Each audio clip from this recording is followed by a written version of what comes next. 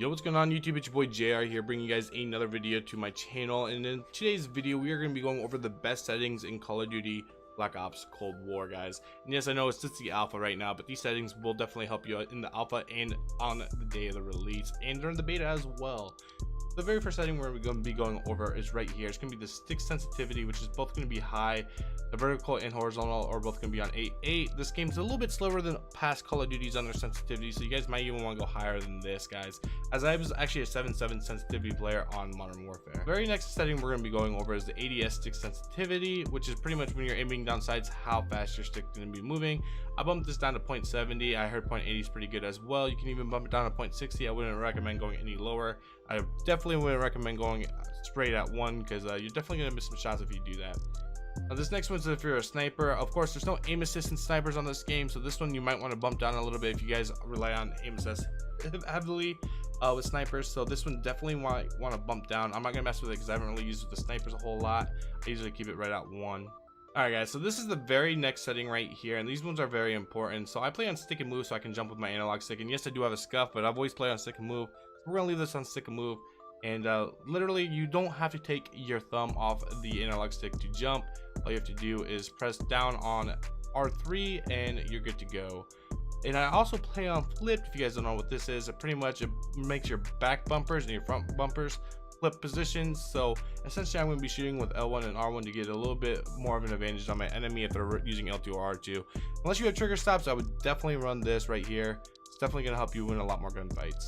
Now I have controller vibration disabled. Of course, I don't like vibration on my controller just for the simple fact that I feel like it throws my aim off a little bit, and I definitely don't like that. So if you guys are like me and don't like it, definitely turn it off. If you guys like to feel the feedback from your controller, you can keep it enabled. It's not a huge difference maker. Personally, it's just all preference. I like to keep it disabled. Alright guys, so the very next setting is the huge settings. It's going to be slow down and strafing aim assist. Obviously, this is just your aim assist. It's going to help you body lock onto your targets and opponents. And honestly, this game has a super strong aim assist from what I've seen so far. I've literally tracked enemies through the wall already. I don't even see them on my screen. It tracks them through the wall. So this is definitely going to be one that you want to enable, especially if you have a really poor aim. It's definitely going to give you a huge advantage. I know some players don't like aim assist. If you're mouse and keyboard, obviously you guys don't have the option. But if you guys are on controller, I would highly suggest running this aim assist right here and keeping it enabled, guys. Alright guys, so the very next thing we're going to be covering here is pretty much going to be on movement here. So the auto move forward is going to automatically make you move forward if you guys have it on. Definitely would not run this. It's pretty much just like auto run or whatever. Definitely keep that disabled. Then we got auto sprint. This one I would enable. So as the moment you start moving forward, it's actually going to make you start running, which is honestly going to help you a lot with your movement. Definitely going to be a huge boost, and it's definitely going to help you get around the map a lot easier and faster. And not just that, it's also going to be a lot less taxing on your controllers. Then we got the sprint cancels reload. I have this disabled. Some people like it. I do not like it. Obviously I want to be able to sprint and be able to reload at the same time. And honestly, if you have this enabled, it's not going to allow you to do that. So definitely keep this disabled if you're an aggressive player like myself. Now you get sprint behavior. This is a new one right here, just kind of like the auto sprint essentially. So essentially what this is going to do, if you keep it on go to, when you're sprinting, if you let go of your sprinting button, it will actually just automatically make you quit sprinting. If you have it on hold, you actually have to press the sprinting button again to stop sprinting. So definitely keep this in go to, as that could actually cost you a gunfight or two, honestly. Alright, so we got the interact and reload behavior here. You definitely want to keep this on tap to reload. You got tap to interact, prioritize reload, and prioritize interact. Honestly, the prioritize reload may be really useful. So if you're low on ammo and you're next to something else that you have to click square on to use or interact with, the prioritize reload will actually come in handy. But I'm actually going to keep this on tap to reload just because it's always been my thing. But if you guys definitely try these out, you guys may find one you like.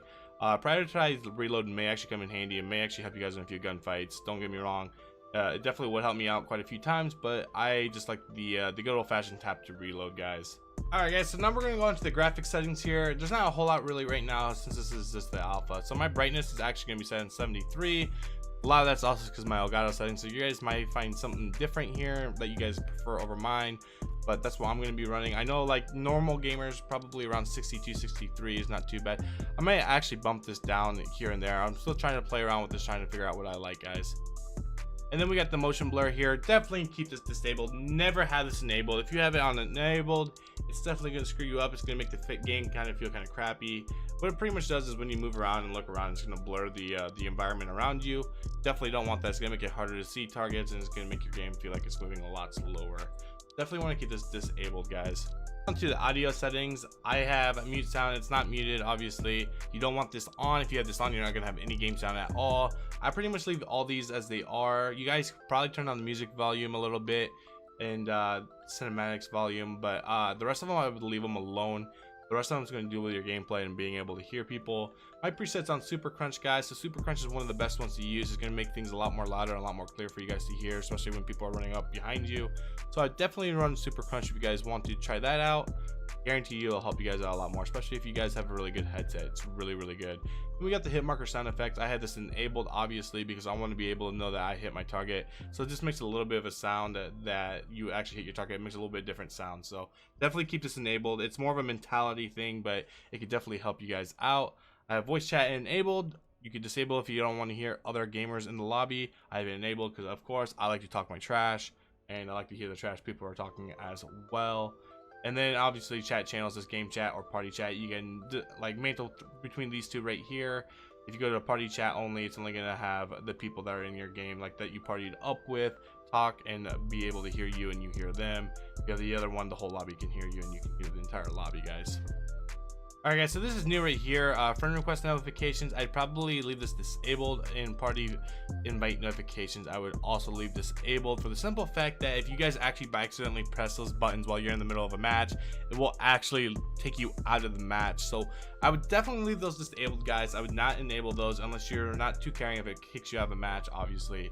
I mean, it's nice to have a little reminder there up on your HUD, but like I said, if you're on a streak, say you're on like a 25 kill streak, about to drop a nuke, right? All of a sudden you get a friend request or a party invite and you by accident click square while you're reloading, you're going to be going to that person's party or game or whatever, and you guys definitely don't want to do that, because I know what it's like to choke a nuke, guys. Alright guys, so that's pretty much my settings video for Call of Duty Cold War. As soon as we get more settings and more into the game and more in depth into it, I'm sure these settings will change, and I'm sure there will also be more settings to adjust as well. So to stay tuned to my channel, make sure you guys hit that subscribe button and turn bell notifications on so you get the alert for that video. Anyways guys, as always, I hope you guys enjoyed the video. I'm out. Deuces.